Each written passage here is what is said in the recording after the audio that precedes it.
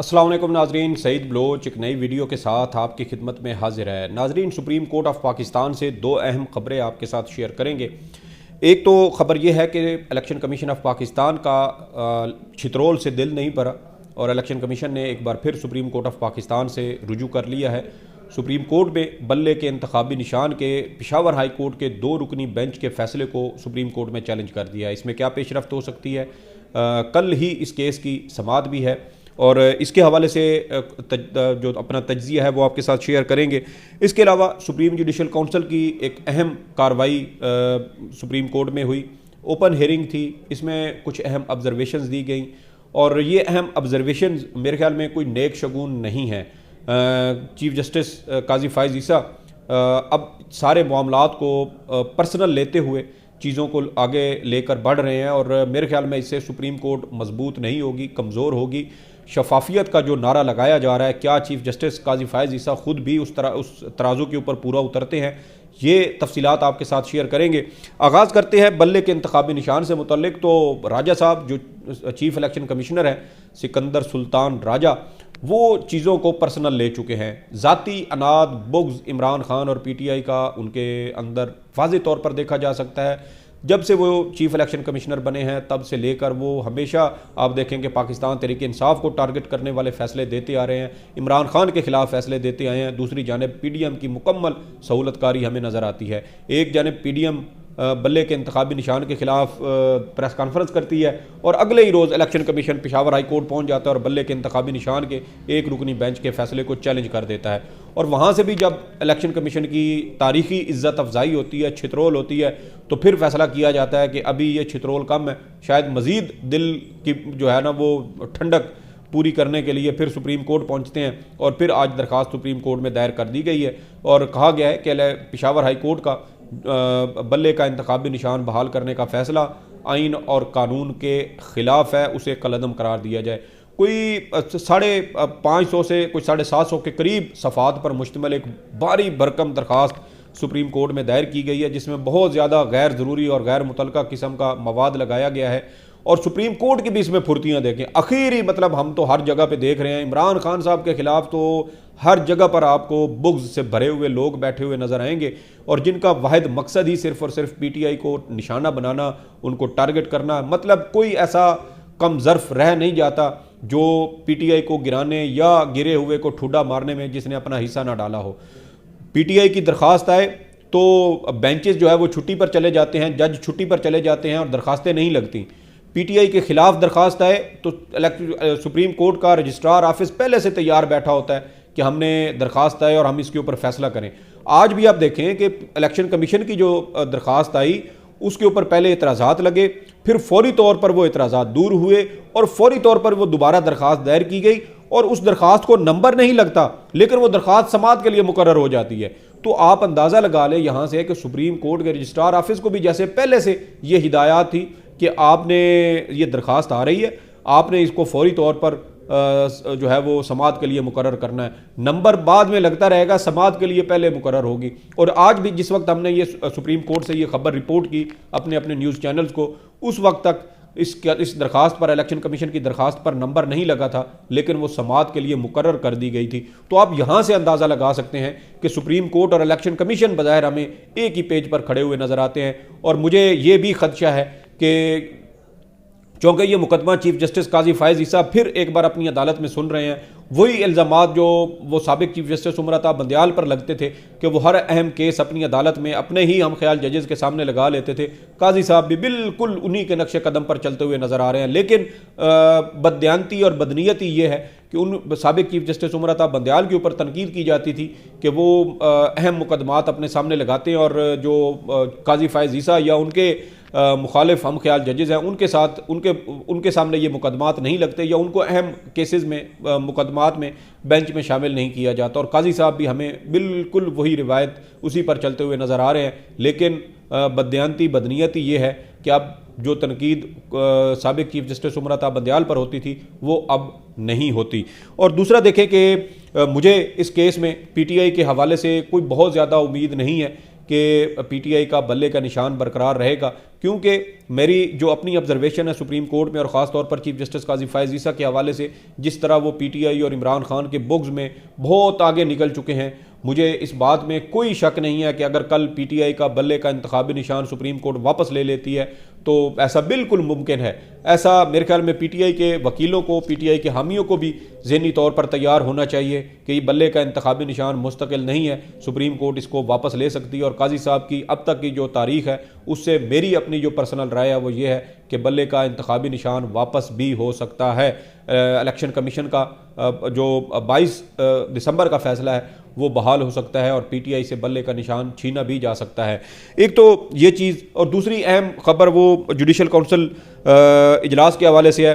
Judicial council हमें एक बार फिर करीज से या हदूद से बाहर निकलती हुई नज़र आती है और ऐसे लगता है जैसे पेशा वराना मामलात को ज़ाती दुश्मनी की तरफ ले जाने की कोशिश की जा रही है।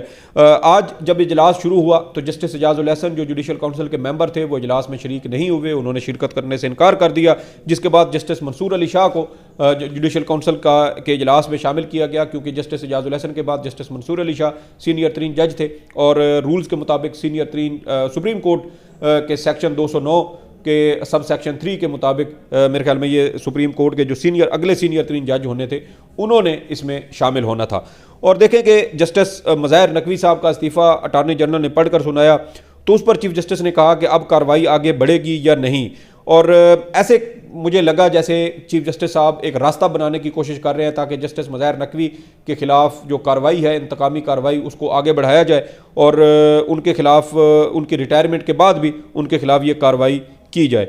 और जिस पर चीफ जस्टिस ने मज़ीद कहा कि जज का इस्तीफ़ा कार्रवाई या शोकाज नोटिस जारी होने के बाद आया है, पहले आ जाता तो कार्रवाई ना होती। तो भाई ये कहाँ पर लिखा हुआ है कि अगर किसी जज का इस्तीफ़ा शोकाज नोटिस जारी होने के बाद या उसके खिलाफ कार्रवाई शुरू होने के बाद आएगा तो कार्रवाई हर सूरत होगी? ऐसी कोई चीज़ फिर इसका मतलब है रूल्स में नहीं है। आप जानबूझकर ज़ोर ज़बरदस्ती से उसको धक्का लगाते हुए उस कार्रवाई को आगे बढ़ाने की कोशिश कर रहे हैं। और वही बात कि हमें एक तरह से बुग्ज़ और ज़ाती अनाद, रंजिश और अदावत का जो एक अंसर है वो हमें यहाँ पर नज़र आता है और एक तरह से मफरूज़े कायम किए जा रहे हैं, जवाज़ बनाए जा रहे हैं कि कार्रवाई आगे कैसे चलाई जाए या इसको कैसे आगे बढ़ाया जाए। और देखें कि चीफ जस्टिस साहब ने कहा कि जज साहब का इस्तीफ़ा देना, इसकी दो वजूहात हो सकती हैं। एक वजह तो ये हो सकती है कि इल्ज़ामात झूठे थे इसलिए दबाव में आकर इस्तीफ़ा दिया, दूसरी वजह ये हो सकती है कि इल्ज़ामात सच्चे थे इसलिए इस्तीफ़ा दिया। लेकिन चीफ जस्टिस साहब ने कहा कि जुडिशल काउंसिल को अपनी कोई फाइंडिंग या अपने कोई हतमी राय जो है वो तो इसके ऊपर देना पड़ेगी। और उन्होंने कहा कि कोई जज सुप्रीम कोर्ट की साख तबाह करके इस्तीफ़ा दे जाए तो क्या हमें ख़तरा नहीं होगा? अपनी साख की सर्जरी कैसे करेंगे? आइन की दस्तावेज़ सिर्फ जजेज़ और ब्यूरोक्रेसी के लिए है बल्कि ये अवाम के लिए है। तो चीफ जस्टिस काजी फ़ायज़ ईसा साहब, जब आपके खिलाफ सदारती रेफरेंस आया था, क्या आपकी वजह से सुप्रीम कोर्ट की साख ख़राब नहीं हुई थी? क्या आपने अपनी उन खुफिया जायदादों का कि जो शवाहिद थे, जो रसीदें थी, क्या वो आपने दिखाई थी? क्या आपने उस वक्त सुप्रीम कोर्ट के या जुडिशल काउंसिल के सवालात के जवाबात दिए थे? बिल्कुल नहीं दिए थे। आप उस वक्त जुडिशल काउंसिल के सुप्रीम कोर्ट के जवाबात नहीं दे सके थे और आपके खिलाफ FBR की एक बड़ी मुफस्सल रिपोर्ट मौजूद थी। आपके खिलाफ आपकी जो लंदन में जायदादें थी वो पकड़ी जा चुकी थी। आपका अपनी अहलिया के साथ एक ज्वाइंट फॉरेन करेंसी अकाउंट था वो पकड़ा जा चुका था। सुप्रीम कोर्ट ने आपसे 3 सवालात पूछे थे, आप उनके जवाबात नहीं दे सके थे।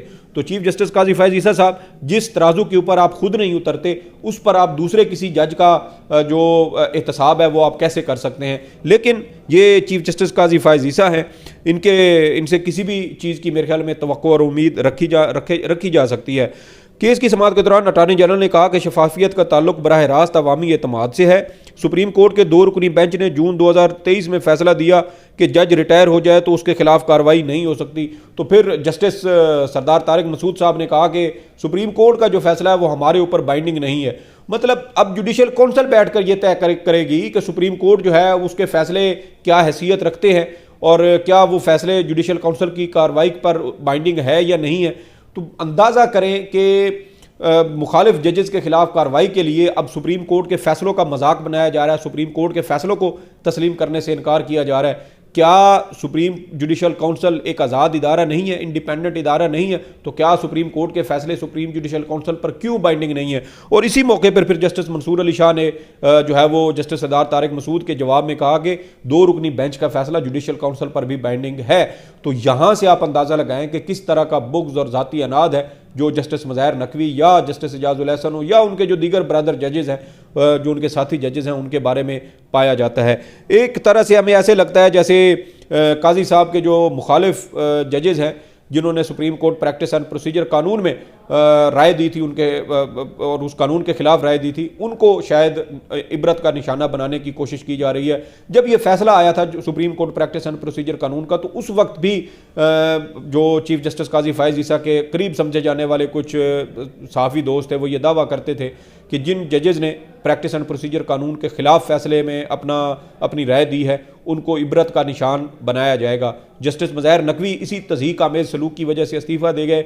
जस्टिस एजाजुल एहसन आज इस्तीफ़ा दे गए, उनके साथ भी इसी तरह का तज़हीक आमेज़ और नारवा सलूक किया जा रहा था और उन्होंने इसी वजह से इस्तीफ़ा दे दिया। और अब मुमकिन तौर पर अगले जज जस्टिस मुनीब अख्तर भी हो सकते हैं। और ये तज़हीक आमेज़ सलूक करने का मकसद शायद यही है कि जब जजेस की तज़हीक की जाएगी तो फिर वो खुद ब खुद ही इस्तीफ़ा दे जाएंगे, क्योंकि उनके खिलाफ जब इंतकामी कार्रवाई की जाएगी तो फिर इसमें चीफ जस्टिस और सुप्रीम कोर्ट की अपनी साख मुतासर होने का भी अंदेशा है। तो इस वजह से हमें तो ऐसे लगता है जैसे जजेस के खिलाफ एक मुनज़्ज़म जो है वो साजिश के तहत उनको निशाना बनाया जा रहा है ताकि वो इस्तीफ़ा दे जाएँ। और लेकिन ये इस्तीफ़े चीफ जस्टिस और उनके हम ख्याल जजेस के लिए मेरे ख्याल में ये चार्जशीट का किरदार अदा कर रहे हैं। चीफ जस्टिस ने जवाब देते हुए इस मौके पे कहा कि बल्कि अटार्नी जनरल साहब जो है उन्होंने कहा कि शफाफियत का ताल्लुक बराह रास्त अवामी एतमाद से है।